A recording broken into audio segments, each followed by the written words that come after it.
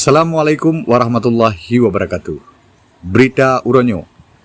Le urang pegah, uro Jumaat nak ke uro yang berkah. Karena di uro Jumaat cukup jai pahala ke urang tim pubut ibadat dan urang-urang yang tim bersedekah. Lagi yang kagak pubut oleh anggota DPR RI Ilham Pangestu Peduli. Tiap uro Jumaat, IP Peduli Kota Langsa kagak bantu urang susah dan duafa di daerahnya.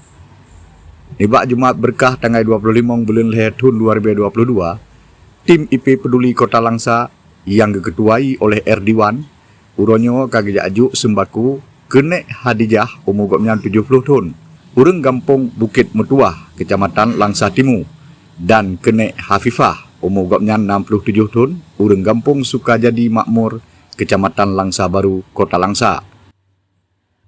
Bandua urang yang merumpok sembako nibak Jumaat berkah kalinya nakeh urang duafa yang katuha dan laeh dan ngen sakit-sakit. Anggota DPR RI Ilham Pangestu melalui Ketua IP Peduli Kota Langsa Erdiwan nibak Freelance Bahasa Aceh Gemarit.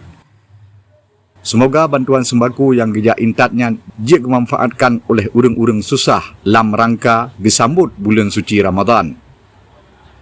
Nek Hafifah ngan Nek Hadijah oleh terima bantuan dari IP Peduli, urang nyan bandua gelake terima genasih ke Ketua Ilham Pangestu. Terima kasih sebelumnya kepada Bapak Ilham Pangestu. Ya. Saya rasa kegiatan Jumat Berkah ini sangat bermanfaat. Mudah-mudahan bisa memeringankan beban masyarakat Kampung Bukit Metuah. Amin ya rabbal alamin.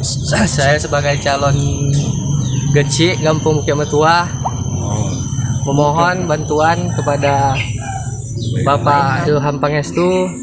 Mudah-mudahan kegiatan ini tetap berlanjut.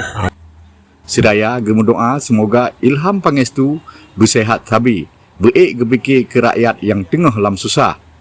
Habanyo gebesampo oleh Ilyas bin Ismail Freelance News. Nan me Inggris, haba me Aceh.